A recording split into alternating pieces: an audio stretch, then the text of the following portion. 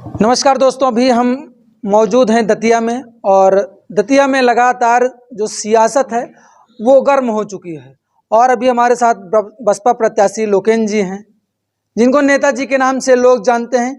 इनके आने से कहीं ना कहीं एक बार फिर से जो दतिया का माहौल है, कहीं ना कहीं वो त्रिकोणीय लड़ाई देखने को मिल रही है।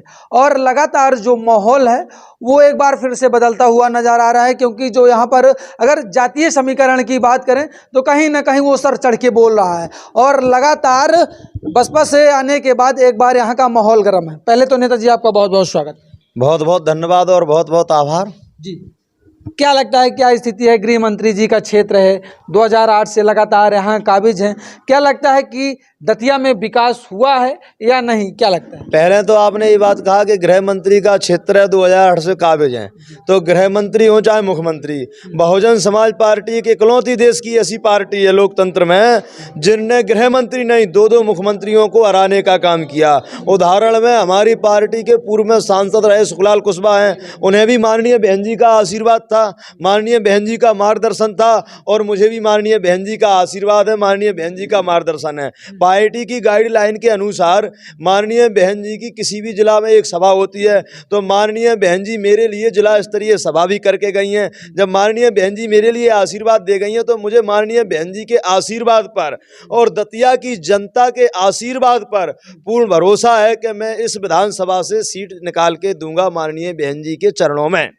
मतलब इस बार फिर से वही इतिहास पुराना दोहराया जाए? जी बिल्कुल, ये इस बार पुराना इतिहास दोहराया जाएगा और बहुजन समाज पार्टी यहाँ से सीट निकाल लेगी। और उदाहरण के रूप में एक बात और आपको बता दूं, आप नरोत्तम मिश्रा जी के इतिहास पे जाइए, मतलब अतीत पे जाइए उनके, तो अतीत में नरोत्तम मिश्रा को किसी ने हरा पाया तो बहुजन समाज पार्टी ने हराया, चुनाव चिन्ह हाथी ने हराया। तो मैं ये कहूँ, श्रद्धा की बात कहूं या कुंडली की बात कहूं, तो नरोत्तम मिश्रा की कुंडली में हार बहुजन समाज पार्टी के हाथी से लिखी है। और हमारा जो साइलेंट वोटर है, और साइलेंट वोटर के आधार पर देखिए हमारा वोटर खुलकर को बोल नहीं पाता है क्योंकि दबदबा रहता है, गृह मंत्री का दबदबा है और पूर्व विधायक जो है विधायक है राजेंद्र भारती, उनका दबदबा है।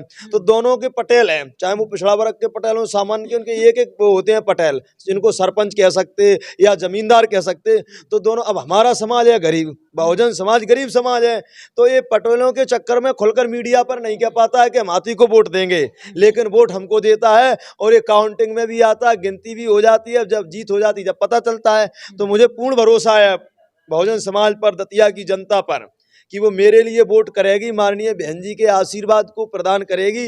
क्योंकि जब जब माननीय बहन जी कहती हैं, समाज से बहन जी दिशा निर्देश कर देती हैं, तो बहन जी की बात को जनता रखती है। और दतिया में जब बहन जी ही मेरे को चुनाव लड़ा रही, मेरी औकात नहीं थी कि मैं चुनाव लड़ जाऊँ, लेकिन माननीय बहन जी ने मुझे आशीर्वाद प्रदान किया। और आशीर्वाद प्रदान कर उन्होंने कहा कि तू क्षेत्र में निकल जा, पहले जैसा मत कर देना। पहले क्या हुआ था आपको ही पता है, बहुजन समाज पार्टी का प्रत्याशी दतिया विधानसभा में नहीं था। तो माननीय बहन जी ने मेरे से कहा है कि शून्य से 100 की ओर तेरे लिए ले जाना है। और आपने कई उदाहरण पढ़े हैं कि शून्य से शिखर तक पहुंचने में ज्यादा देर नहीं लगती है, जनता सब समझती है। आपने भी ये सुना होगा, स्वामी विवेकानंद ने शून्य पर कितने अच्छे भाषण दिए थे, सुना है। तो हम तो 2018 के शून्य से 100 के शिखर पर जाएंगे, ये अटल सत्य है। आपके आने से यहाँ का एक बार मिजाज फिर से गर्म हुआ है। राजेंद्र भारती उधर दावा कर रहे हैं, उधर नरोत्तम मिश्रा लगातार। फिर क्या लगता है कि जब ये गुत्थी कैसे सुलझने वाली है, जो तिकड़ी है, इसको कैसे देखते हैं? देखिए, हम आप बताएं, हम हवाई हवा दावा नहीं करते हैं, हम काल जो नहीं करते कि ये, लेकिन हमें पूर्ण भरोसा है अपने वोटरों पे, बहुजन समाज पार्टी के समर्थकों पे पूर्ण भरोसा है कि वे हमारे लिए वोट करेंगे। और जब जब बहुजन समाज पार्टी को वोट हुआ है तब तब प्रत्याशी ईमानदार उतारा है। और माननीय बहन जी ने मुझे टिकट दे करके, मुझे आशीर्वाद प्रदान करके ये तय कर दिया है कि बहुजन समाज पार्टी सदैव कार्यकर्ता को लड़ाती है। अब आपने दोनों की कहा, कांग्रेस और बीजेपी की, तो दोनों पार्टियां बहुजन समाज पार्टी के प्रति हजारों प्रकार के भ्रम फैलाती हैं। इसका कारण है, वे जानते हैं कि इस लोकतंत्र में बहुजन समाज पार्टी की सरकार नहीं बनना चाहिए। गुंडे किस्म के लोग भी जानते हैं, प्रशासन भी जानता है, क्योंकि बहुजन समाज पार्टी के रहते प्रशासन भ्रष्टाचार नहीं कर सकता है। ये उत्तर प्रदेश में आपने देख लिया है, गुंडागिर्दी नहीं कर सकता है। अभी आपने जाति का नाम लिया था, कई गुंडा जाति के नाम पर हो जाते हैं, प्रशासन में हो जाते हैं, वैसे हो जाते हैं। लेकिन माननीय बहन जी की सरकार 4 बार उत्तर प्रदेश में बनी, आप बता दिए माननीय बहन जी की जाति से कोई गुंडागिर्दी करने निकला है? नहीं निकला है। तो इसीलिए प्रशासन के आधार से देखें तो बहुजन समाज पार्टी नंबर 1 है, और नंबर 1 होने के कारण जो है कांग्रेस बीजेपी चाहते हैं कि सरकार किसी की बन जाए। जो है कांग्रेस बीजेपी के लोग इधर उधर हो जाएंगे, वो आम आदमी पार्टी की चर्चा कर लेंगे, वो अदर पार्टियों की चर्चा करेंगे, लेकिन बहुजन समाज पार्टी की कोई चर्चा नहीं करेंगे, क्योंकि उन्हें खतरा है तो बहुजन समाज पार्टी से है। अब खतरा कैसा है कि जमींदार शोषण करता है तो गरीबों का करता है, मजदूरों का करता है। अब जब बहुजन समाज पार्टी की सरकार बनेगी तो बहन जी शोषण नहीं होने देती हैं, किसी को शोषण का शिकार नहीं, प्रशासन अटैक करता। देखिए आज वर्तमान में देखें तो समय पर पटवारी नहीं सुनता है गरीबों की, थाने में रिपोर्टें नहीं लिखी जाती हैं, चाहे वो कांग्रेस की सरकार रही हो और चाहे भाजपा की सरकार रही हो। लेकिन माननीय बहन जी के राज्य में ये होता था, किसी ने गाली दे दी तो थानेदार की औकात नहीं, वो समझौता करवा दे, थाने वो कोर्ट तक मामला जाता था। और माननीय अब जैसे माननीय बहन जी ने जांच की भी व्यवस्था कर दी थी, भ्रष्टाचार तो 0 सन्नाटा था।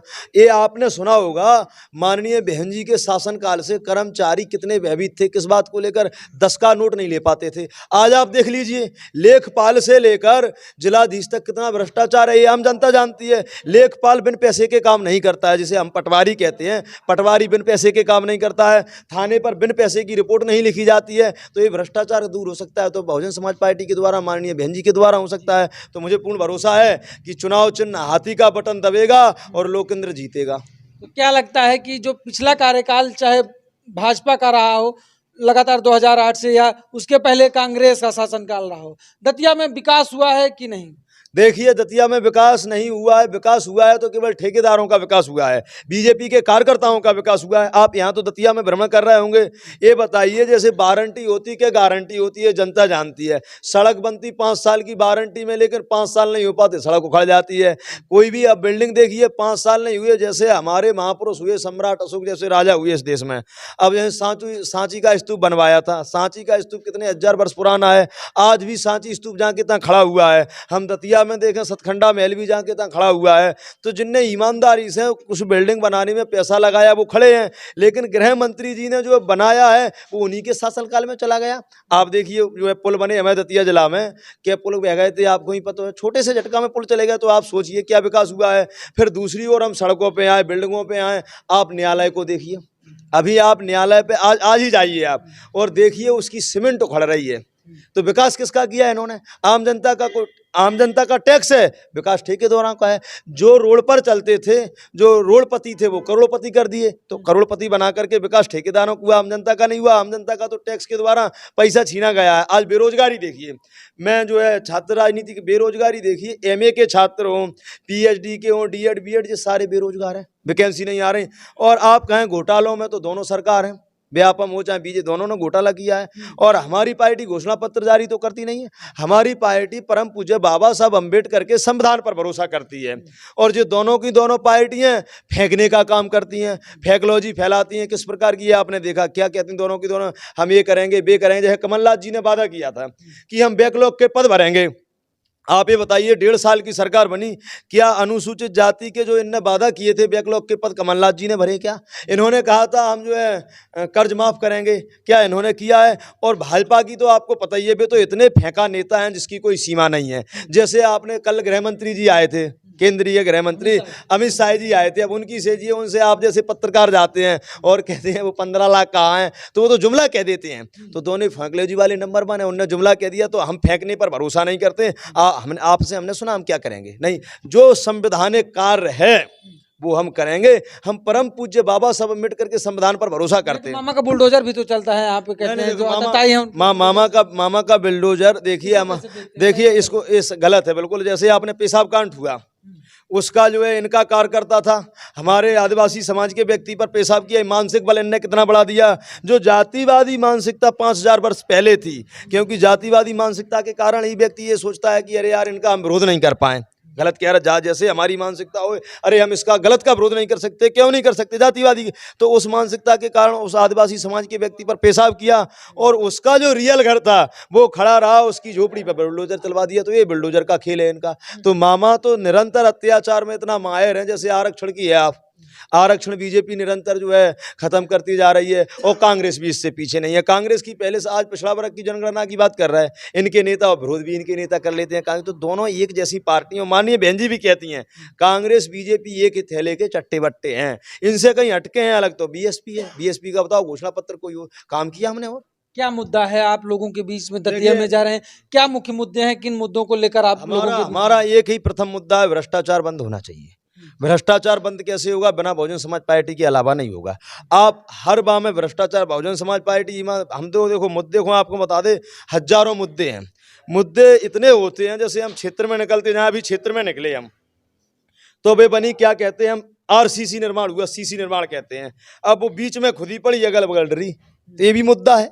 और दूसरी, हम कई गाँव में गए, सड़कों का दावा किया जाता है, कहीं सड़कें गिर गई, वो खुद ही पड़ी कि गाड़ियां नहीं निकल पाती हैं। तो हमारे ये मुद्दा है कि जो भ्रष्टाचार किया है विकास के नाम पर, इतना विकास के नाम पर दतिया विधानसभा के अंदर भ्रष्टाचार नरोत्तम मिश्रा जी ने किया है, इतना भ्रष्टाचार विकास के नाम पर मैं मध्य प्रदेश नहीं पूरे भारत में कहीं नहीं हुआ होगा। तो मेरा प्रथम मुद्दा है कि ये भ्रष्टाचार बंद करना है तो नरोत्तम मिश्रा जी को हराना है। और दूसरा मेरा मुद्दा है, यदि जमीनी स्तर की गुंडागिर्दी बंद करना है, जो वास्तविक गुंडागिर्दी बंद करना है, तो राजेंद्र भारती को भी हराना है, दोनों को हराना है और बहुजन समाज पार्टी को जिताना है। मैं तो यही कहता हूं, लोकतंत्र को बचाना है तो बहुजन समाज पार्टी को जिताना है, जो है बेरोजगारी को मिटाना है तो बहुजन समाज पार्टी को जिताना है, भ्रष्टाचार को मिटाना है तो बहुजन समाज पार्टी को जिताना है। और आपको एक भी बात है, छात्रों को अपना हित बचाना है तो बहुजन समाज पार्टी को जिताना है। लैंड ऑर्डर कैसे देखते हैं? मध्य प्रदेश के लैंड ऑर्डर की बात की जाए तो उसको कैसे देखते हैं? Land order, law and order में ये जो विपक्ष का है उस पर तो लॉ एंड ऑर्डर अच्छा काम करता है, जो पक्ष का है सरकार के वो कुछ भी करते रहे, उस पर कुछ नहीं होता है। और हमारी बात करें बीएसपी की, तो आपने ये पढ़ लेना और ये सर्च कर लेना कि माननीय बहन जी की सरकार थी, हमारी पार्टी में एक सांसद था और एक विधायक था, वो भूमाफिया हो गया था विधायक, तो माननीय बहन जी ने फोन लगा करके उसे पुलिस के हाथों गिरफ्तार करवाया था। ये हमारा उदाहरण है। अब जाइए हमारी अच्छाइयों को निकालिए। तो अब इनकी कहें, इनके ऐसे कई नेता हैं जिन पर हजारों आरोप लगते हैं, बताइए मुख्यमंत्री ने कभी उनको हथकड़ी पहनवाई हो? हमारे पास है तो लॉ एंड ऑर्डर इनका ऐसा है, विपक्ष के लिए लॉ एंड ऑर्डर है इनका, और सत्ता पक्ष के लिए कोई लॉ एंड ऑर्डर नहीं है।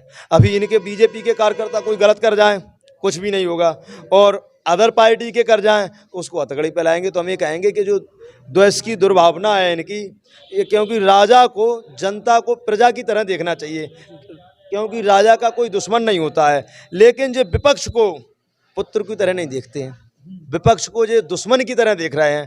तो लॉ एंड ऑर्डर सबसे खराब है, दतिया का तो सबसे ही खराब है। दतिया तो बिना गृह मंत्री की कोई, हकीकत में क्या वीडियो वायरल वीडियो हो जाए ना, वीडियो बन के थप्पड़ दिया है, उसका भी रिपोर्ट हकीकत में नहीं लिखवा सकते हैं बिना नरोत्तम मिश्रा जी के कहने पर। तो मैं तो ये समझता हूँ सबसे घटिया लॉ एंड ऑर्डर है। ये आपने अपना अमूल्य समय दिया, इसके लिए आपका बहुत बहुत धन्यवाद। धन्यवाद, आपके लिए भी बहुत बहुत आभार, धन्यवाद। देखिए अभी हमारे साथ तो बसपा प्रत्याशी लोकेंद्र नेता जी थे, जिन्होंने अपनी राय रखी दतिया के चुनावी समीकरण को लेकर, मध्य प्रदेश के राजनीतिक समीकरण को लेकर। लेकिन अब आपकी क्या प्रतिक्रिया है, अपनी राय जरूर दीजिएगा। आप सभी हमारे साथ जुड़े, आप सभी का बहुत बहुत धन्यवाद। देखते रहिए हल्ला बोल प्राइम। कैमरामैन धर्मेंद्र के साथ मैं अतुल तिवारी। जय हिंद, जय भारत।